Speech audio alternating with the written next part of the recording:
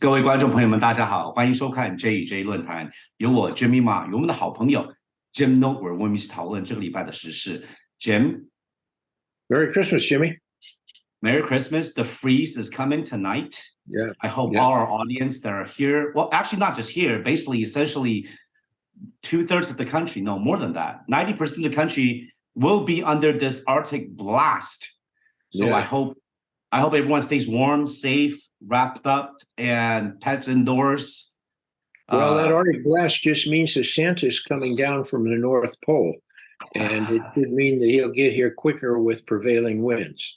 So we're hopeful for all the blessings that Santa Claus can bring to us over the next. That's what I will be telling my children. Thank you, Jim. Yeah. Jim, I hope when Santa Claus, he could go to DC and talk to Congress, talk to Chuck Schumer, talk to President Biden, and see what is going on with Santa Claus and Congress and the White House just spreading out money. We have 1.7 trillion. I get the feeling they all want to play Santa Claus, and they want to put their hand in Santa Claus's pocket and take some of his goodies out with gift cards called cash. It's absolutely bizarre, the extent of the spending that is about to go on, and it's bizarre not just because it's an outrageous collection of things, and it is an outrageous total sum, but it is so counterproductive to what is otherwise going on in the economy. Look, the Federal Reserve is notable. It's belatedly, but respectfully, trying to tighten up the money supply in order to resist inflation, get it down. And it's beginning to have a little bit, only a little bit, of results. But now here comes the fiscal stimulus, which is going to be huge stimulus, and it will counteract the very thing they're trying to do in the Fed. And so we're going to have this inflation and high interest rates to combat inflation for a whole lot longer. It's just like if you're driving down the car and you got one foot on the accelerator, when you say, wait, we better slow down, so you put your foot on the brake.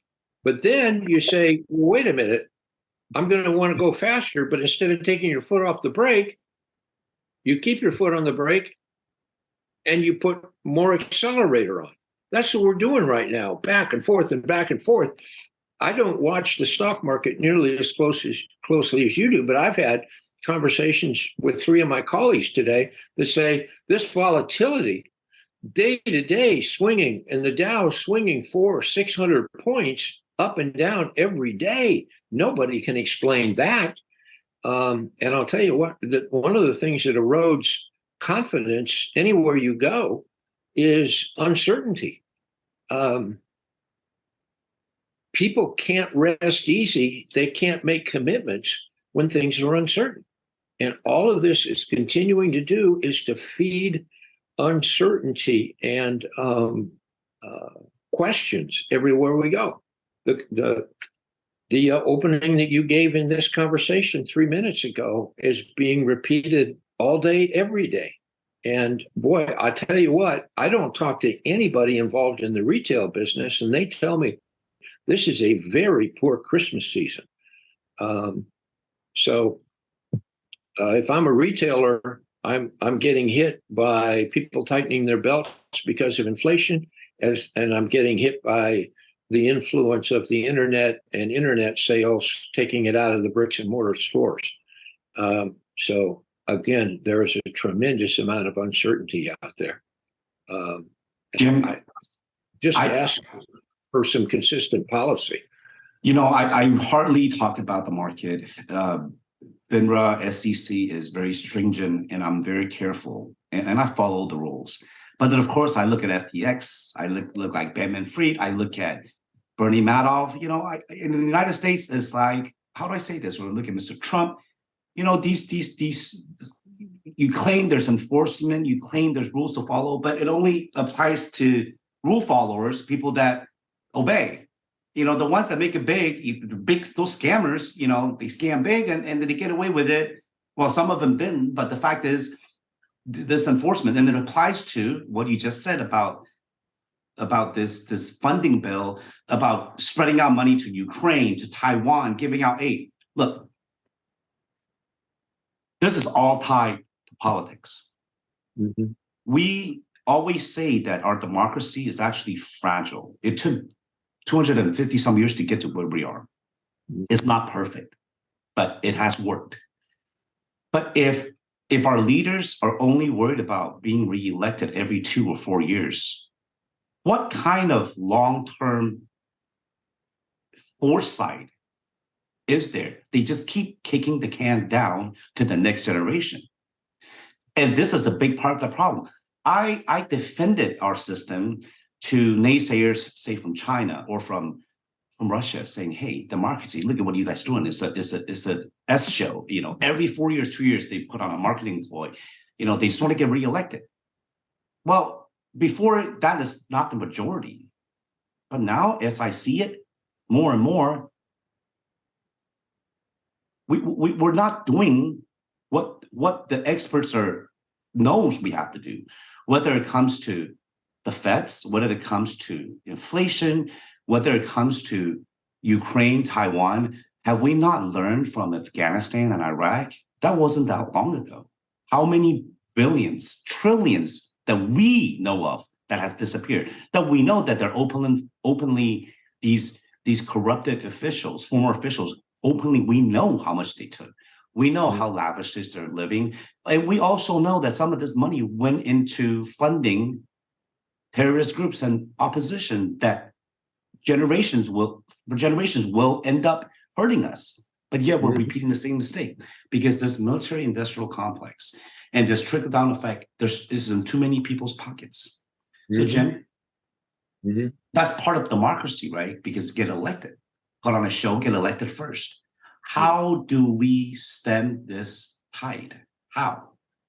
The only way I know how to do it is to have a broader base of the population, the people who actually cast their votes, be better informed and care more and put discipline on the elected leaders to try to hold them accountable. But society is proving itself to be incapable of that. And I think it's a damn shame. And people say the reason that we have a Congress that fails to act and fails to work is because the populace puts them there. And I think we have kind of a standoff and a confusion over, there's very little leadership going on now. And what that means, and there's very little leadership in terms of what's best for the country. Most of the political leaders do what's expedient for their narrow constituencies or special interests. And the whole situation is increasingly polarized. So I'm not sure what the results are. It is a shame. It is a shame. But there's no solution. There's no perfect way to get out of this. When you put the onus on the voters, as it always should, we know that's not going to happen, because the way the media, the way we receive information has changed. We always end up falling in line with only people that share the same views. No more reaching across the aisle. No more for the greater good.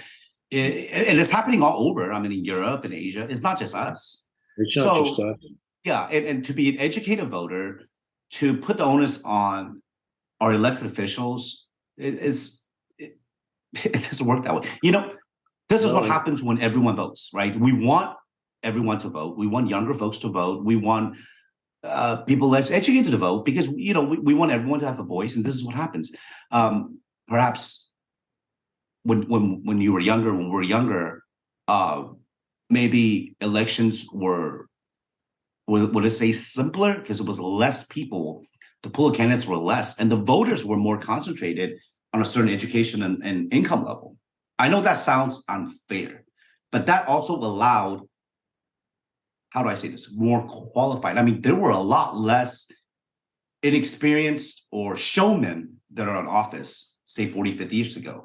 And in some of the Asian countries, say Korea or Taiwan, Singapore, the career bureaucrats, the former engineers and architects, they were able to stay in office for a long time, not through open election, but they were able to build and put in infrastructure that benefited the next many generations to allow to have so-called direct election and democracy. And then when you elect these people that get in office because they know how to talk, but they cannot execute or have a plan, then the next few generations suffer. And this cycle continues. But sometimes you don't recover from a lag of 20 or 30 years. We've been saying this for a while. We're not naysayers. We still think this is the greatest country in the world, but there's things that needs to be done. And we're fearful. Yeah. I agree with you 100%. The thing that I've never understood about many of the people who are our elected leaders is the whole idea is when people elect you, you're supposed to do what's good for them or your judgment about what's good for them in total, not just your own special interests.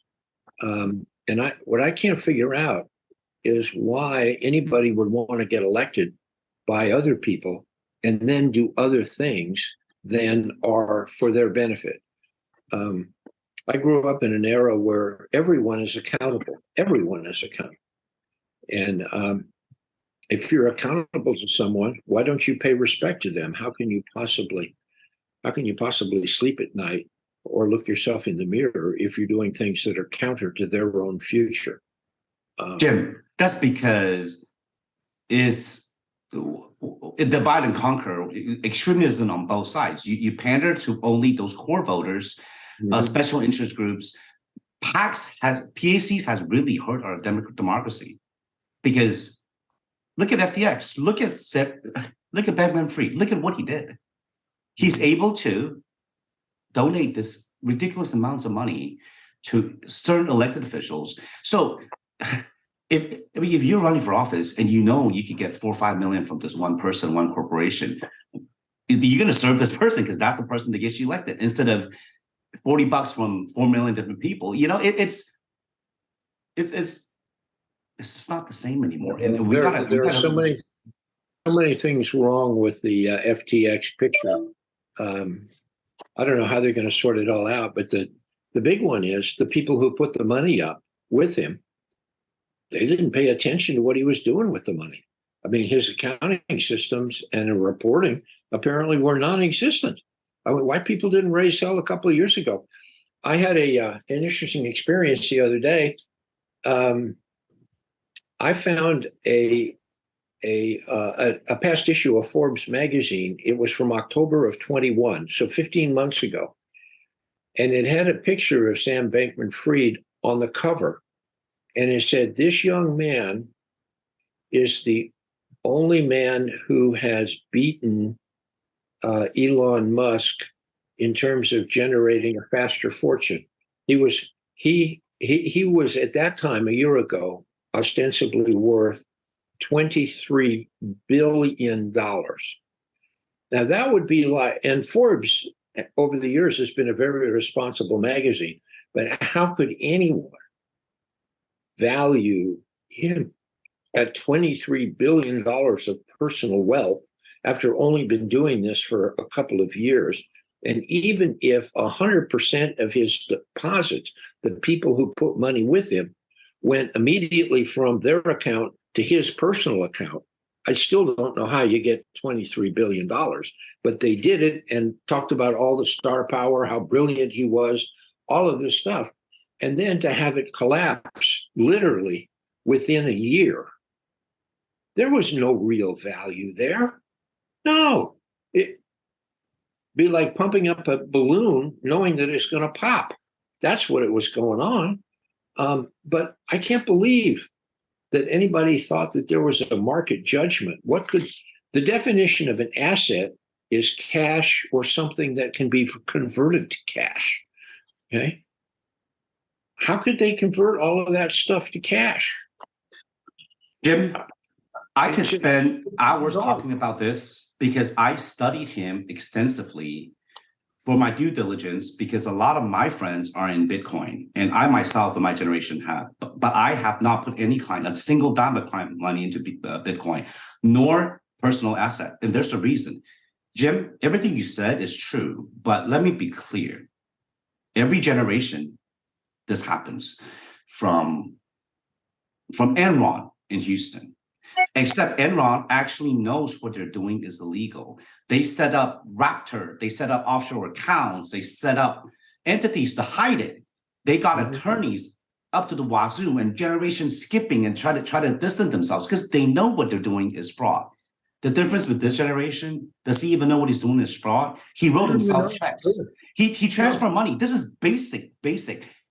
Even a junior banker knows you cannot transfer holding bank assets into your trading account. He did it. And where's his attorneys? Where's his accountants? You said the people that put the money up with him. Jim, remember, I'm explaining to you what he did and what this group of people did. I'm not justifying it. They never knew they would get this big. These are gamblers. This is a new industry. Legislation hasn't caught up to it. He got on at the right time. And the way he presented himself is about effective altruism, which is something that all my corporate friends talk about for the last few years. Effective altruism. I always doubted it because the definition of effective altruism is I'm going to make as much profit and money as I can in the shortest time I can so that I can benefit the next generation of the world to the way I see it. No, I mean, this is the difference between someone that has a pastor or whatever religion you believe in to guide you. It is very selfish and in a way, that's how you scam people. Mr. Friedman came from a nonprofit that promotes effective altruism. He knows how to market and he knows the right words to use. Secondly, the most important thing is, when the tide is up, when the market is flush with liquidity, places like Sequoia funds, who in the last 20 years became one of the most powerful players because they're good, but they're also lucky. If the Sequoia fund started in this market, they'll never make it. But when they started 30 years ago, they went through the internet boom. They were able to, let's say 5 of their 500 bets made it, but those 5 bets made billions for them. They're able to keep spreading it out to find the next 1,000x, 10,000x investment. So they spread it out. Remember Elizabeth Holmes? Same thing. She found big names, celebrities to fund her first. Because when you're in the billionaires club, it's a very small circle. It's a game of trust. You get 1 or 2 to invest in you. You break in the door, everybody else will. The hot new thing. Bernie Madoff, same thing. But Bernie and Elizabeth Holmes at least have some background. Holmes is Stanford. Sanders was on the New York Stock Exchange. These are long cons. Holmes also didn't. Holmes wanted it to work. It just didn't, and they just kept getting more money. Sequoia funds. We call them the VC bros. I come from traditional investment banking. I'm very, with the VC bros, these are men in their sandals and shorts talking about effective altruism, talking about doing mushrooms and out-of-body experience, saying that they want to leave the world a better place, spreading money out as if they're building something. They're not building anything. They're trading on air and profiting on air. You look at Uber, you look at Twitter, where's the money? And you want to talk about FTX? It's a classic pump and dump. I don't know if you follow, but the SEC charged 5 young men last week. These are big-time media stars because on Twitter, they have millions of followers. These young men made more than $100 million in the last few years by pumping up stock to their followers and dumping it. They were so arrogant, they would record themselves on video talking to each other about how dumb these people are and how easy it is to make this money. It's not hard to find them, but they continue for so long. and this entire generation of young people that think money will keep flowing. Because look, I get it. If from 2009, after the last crash till now, if you're that generation, you close your eyes and you buy something, it just keeps going. And then starting from, say, the last 2 years, right? Since COVID, from 2021 to 2022, market just keeps going. Mm-hmm.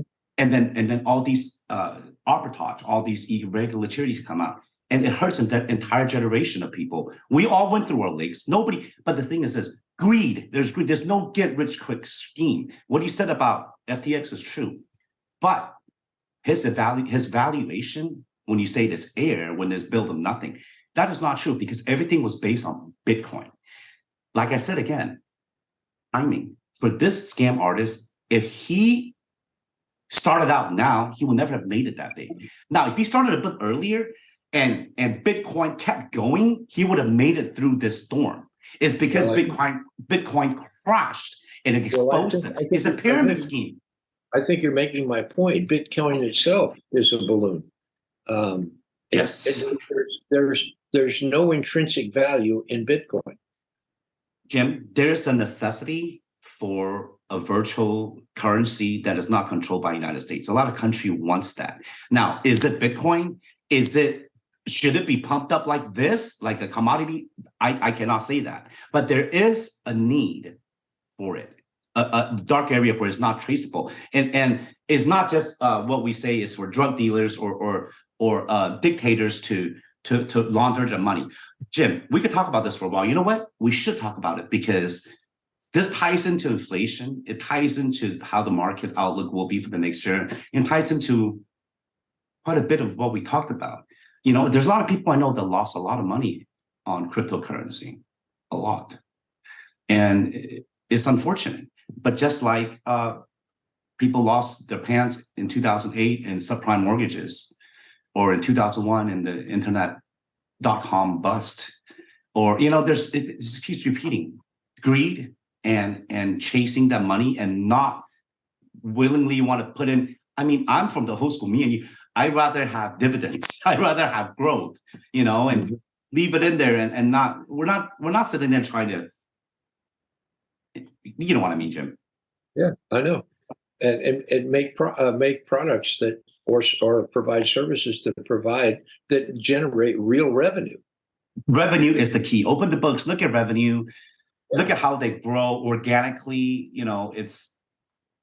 But technology, Jim, this is the issue with technology. It will disrupt industry disruptors. Some make it, some don't. But during that run, some of these companies will be eliminated. Some would have staying power, but we don't know which one.